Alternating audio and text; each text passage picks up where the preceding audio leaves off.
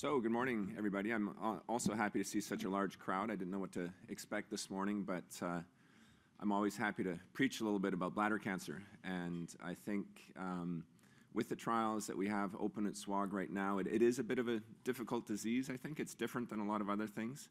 And I'd like to highlight some of the quirks of non-muscle invasive bladder cancer in the context of the two trials currently open.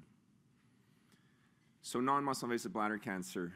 First of all, just to highlight that bladder cancer really is a very common disease. I mean, we think a lot about prostate, breast, et cetera, but bladder cancer is number 4 amongst men and number 5 or 6 amongst men and women in North America and Europe. So it's number 5, what was number 5, I think it's slipped to number 6 in Canada.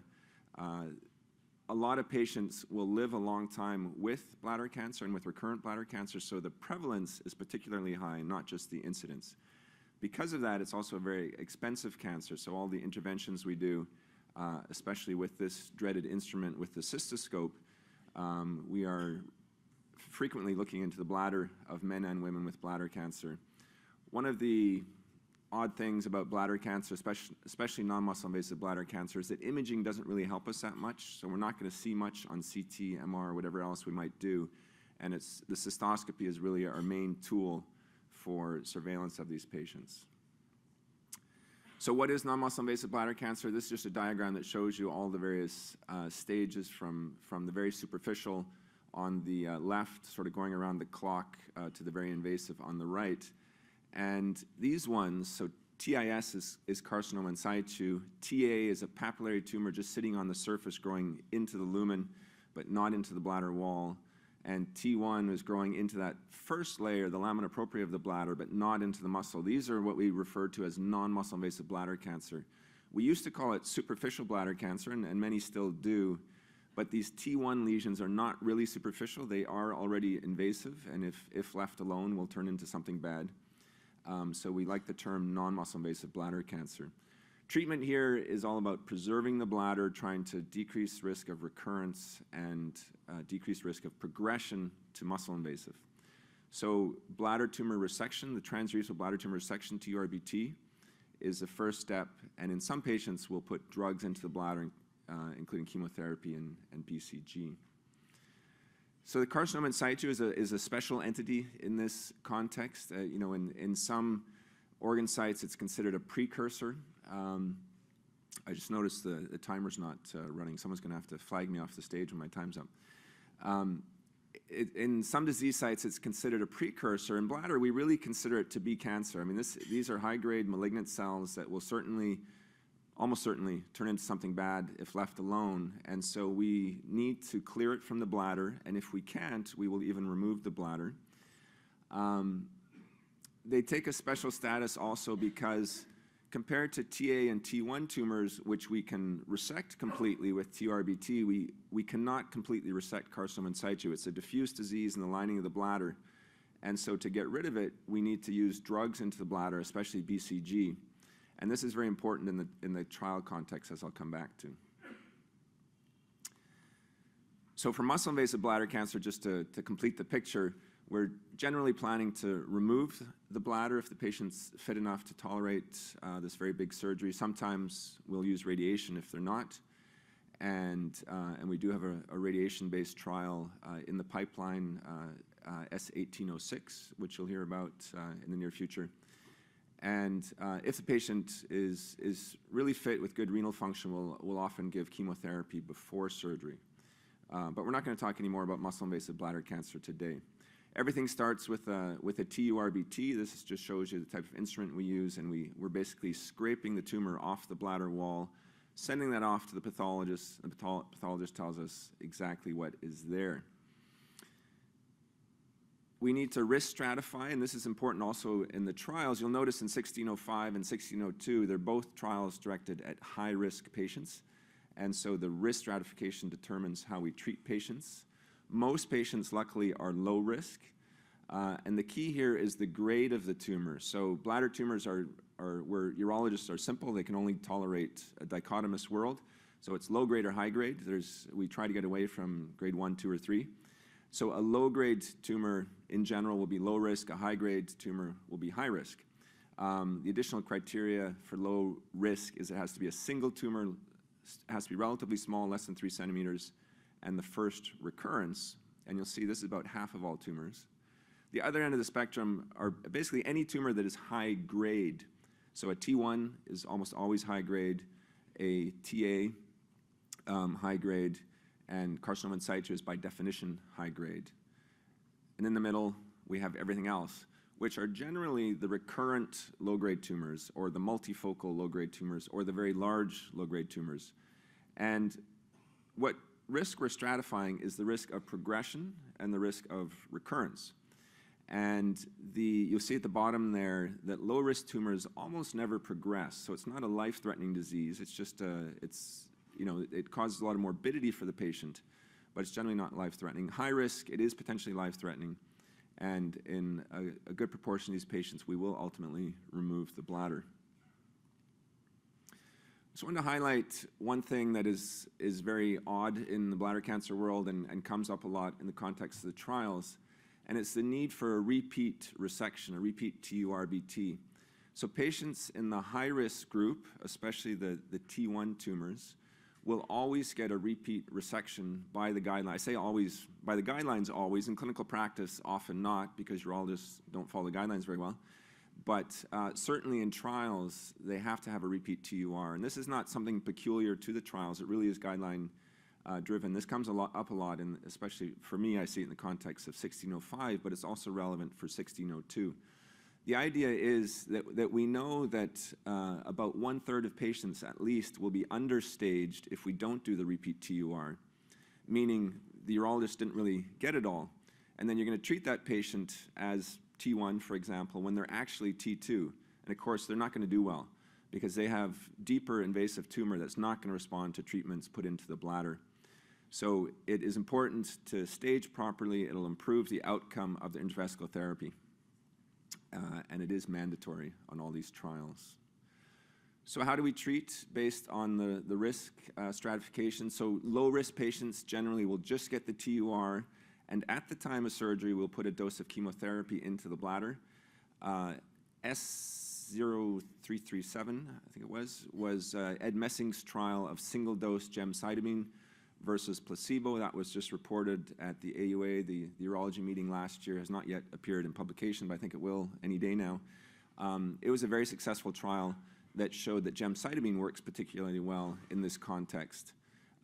So this is a disease space that SWOG is familiar with. We will often see patients in the office, or we'll do office cystoscopy, and we'll see a little recurrence, and we'll just zap it at the time with a fulguration device.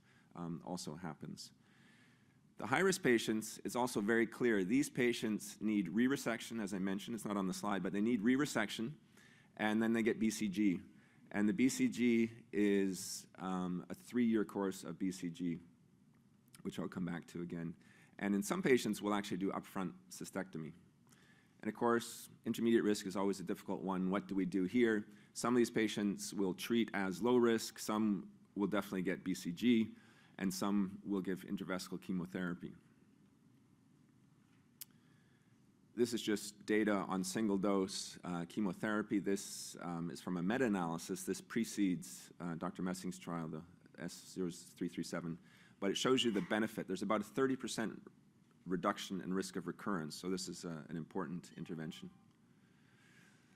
This just shows how we give so we distinguish the single dose, which is just one time at the time of surgery, versus an adjuvant treatment schedule. On the top is chemotherapy, so typically mitomycin or gemcitabine. And we will give induction therapy, so once a week for 6 weeks, and then the patient gets a bit of a break, and then they get it monthly up to 1 year. The data to support the maintenance part of this is not great, but we just recognize that for the bottom part, BCG, that maintenance is so important that it's probably also important for chemo. The BCG on the bottom is weekly for 6 weeks, and then they get maintenance doses at 3 months, 6 months, and every 6 months for 3 years. So it really is a prolonged course. The maintenance doses are given once a week for 3 weeks, so it's also repetitive dosing. And BCG, as you know, is a live attenuated bacteria, so it's really a form of immunotherapy, and the repeat dosing is considered necessary to give the immune system a boost. The maintenance therapy is critical, and this was again shown by a SWOG trial. And I'm not cherry-picking SWOG trials here, but SWOG has done a lot of excellent work in this domain. So Don Lam led this trial several years ago now, and you can see on the left is recurrence-free survival, on the right is progression-free survival, and maintenance BCG is the top line, just induction without maintenance is the bottom line. And you see a clear difference with recurrence and also a difference with respect to progression. And this is the only agent that can reduce the risk of progression in these patients. So it's very important that they get the maintenance therapy. Now, one thing that also comes up in the trials is, as I'll explain in a minute, you have to have had enough BCG to really be considered a failure before you qualify for 1605. Patients, of course, are not failures, but before the treatment fails the patient. And there's a good example of this from the SWOG trial, that patients who had carcinoma in situ entering the trial, if they had maintenance or no maintenance, the clearance of the disease at 3 months was the same. They had the same treatment at 3 months, of course. They both had induction. So about 50% of patients will clear after induction. And if you then wait another 3 months, even without any additional treatment, that number goes up to 68%. And with additional maintenance, it goes up to 84%. So this is why on these trials, we'll insist on induction and maintenance, first round of maintenance before a patient qualifies, because if they've only had the induction, we're stopping too soon, and there's a certain likelihood they would have benefited from more BCG, and it just increases the heterogeneity of the patient population if we include those patients. So let me talk about 1602. So 1602 is a trial in the first line, BCG naive patients. So patients who have high-risk disease, so carcinoma in situ, TA or T1, high grade, and they've never seen BCG, and they're being randomized to 3 different arms, which I'll show you in a second. There are 2 questions being asked with, actually, let me go forward and then come back again. So this is a trial design, so 1602. There are 2 questions being asked here, and therefore it's a 3-arm trial. First of all, and Rob Swatek is leading this trial. First of all, we're comparing 2 different strains of BCG. So BCG, is a live attenuated bacteria that's been around for a long time, and different strains have evolved in different labs. And there's preclinical evidence that different strains have different immunologic impact. The other issue is that we only have 1 strain currently available on the market in North America, and there are production issues even with that strain, so there have been shortfalls with patient access. So we want a second strain. So the first comparison here is comparing the established Oncology strain to the new for North America, Tokyo strain, to see if there's at least non-inferiority there. So if the Tokyo strain were to prove to be non-inferior to the Thai strain, it would be available in the North American market, which would increase access. There's also some thinking that the Tokyo strain has better immunogenicity, that the response will be better. The second part of this trial at the bottom is that vaccinating patients with BCG could potentially improve the outcome. So there's what we're calling a priming arm to this, where patients are vaccinated with the Tokyo strain, and then a few weeks later, they actually start treatment with the BCG to see if we can augment the response. Only doing this with the Tokyo strain because preclinical data suggests, so mouse data suggests that this would not work with the Thai strain because it doesn't have as much of an immune response. Now let me go back to this. This is a trial that was done in Switzerland where they compared 2 strains. The Oncology strain is the one that we now have in Canada and the US. It's the blue line versus Connaught strain, which is the orange line. And you see recurrence-free survival, that there's a real benefit to one strain over the other, and quite significant benefit. And so trials like this have have spurred this idea that maybe we need to try different strains. Limitation of this study is that they did not give maintenance BCG, so it has not been practice changing. The other evidence is also from the related group in Europe, so the same Swiss group plus a French group, that in patients in Europe who are PPD positive, meaning they had BCG vaccination as infants, actually did better with BCG than those who are PPD negative. This is just a retrospective look at a large patient cohort. And so this again forms a hypothesis that priming with vaccination will improve outcomes. So this is a trial here. It's for high-risk BCG-naive patients. It's over 900 patients. It'll be a registration trial. It's a phase 3 trial, obviously. Very important. So now what happens after BCG? Well, the standard of care is to remove the bladder. But first of all, how do we define BCG failure? We have this term, it's a relatively new term. The terminology always evolves over time. But BCG unresponsive non-muscle-invasive bladder cancer is now the key term. And there are a few criteria. So it's essentially patients who have not achieved a complete response, or patients who have completed a complete response but then recur within a short period of time. So how do we define that?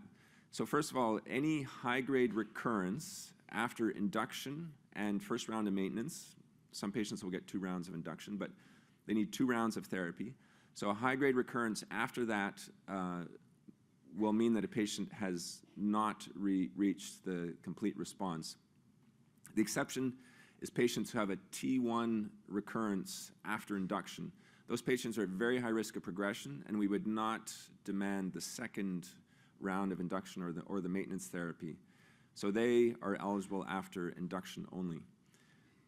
For TA and carcinoma in situ, they've had to have induction and maintenance. And it comes back to the issue I highlighted earlier about premature discontinuation.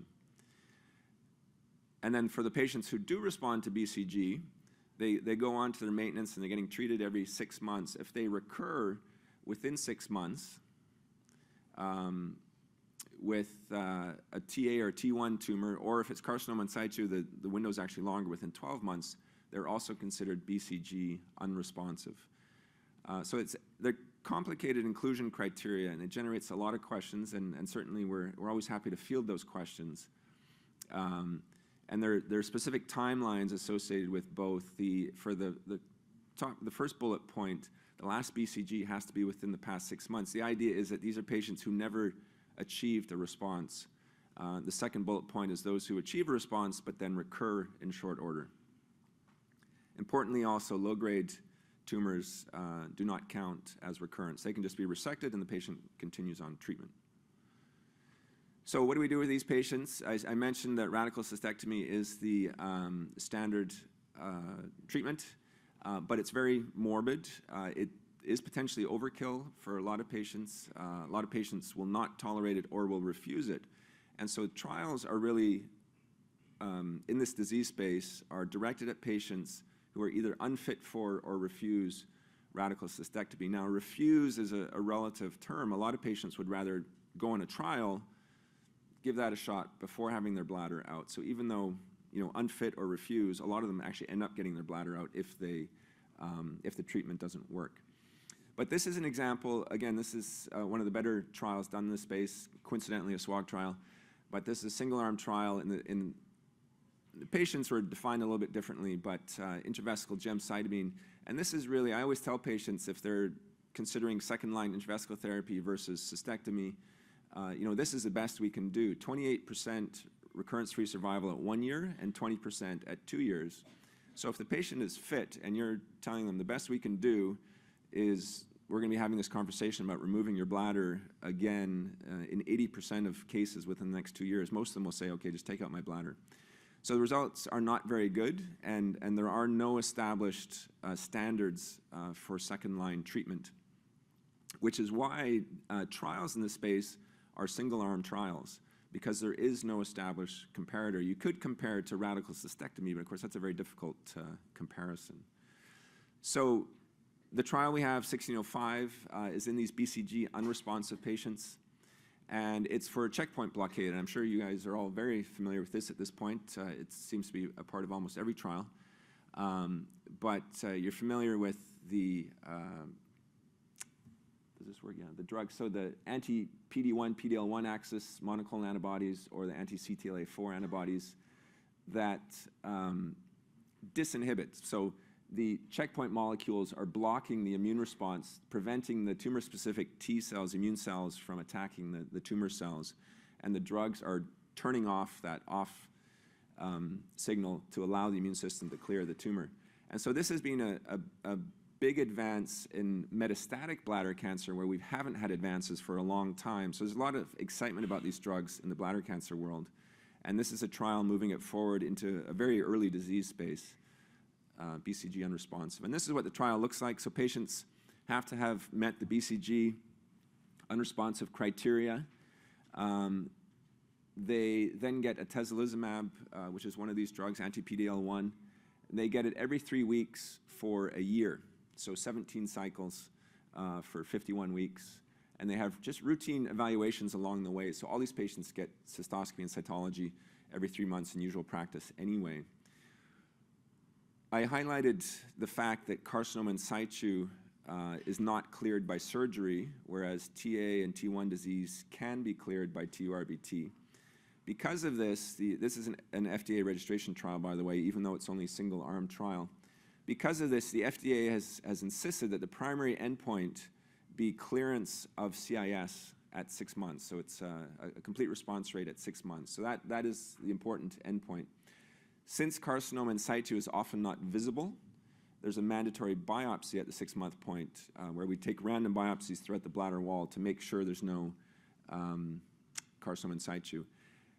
But the trial still includes non-carcinoma in situ patients, so TA and T1. So there's an additional co-primary endpoint of recurrence-free survival at 18 months. And that's actually here. So again, it's one of the quirks of trials in this disease space. Only if the first point is met will the second point be looked at from a statistical point of view. And I think that is it for me. So 2 trials in non-muscle invasive bladder cancer, both in the high-risk setting, both potentially practice-changing. The disease criteria are complicated, and we always welcome emails and queries. We're actually, for 1605, there's an amendment in the works, and we're going to demand that patients be pre-screened by one of the 2 study chairs, myself or Parminder Singh, because we are getting a lot of ineligible patients just because the criteria are so difficult to interpret. So thank you very much.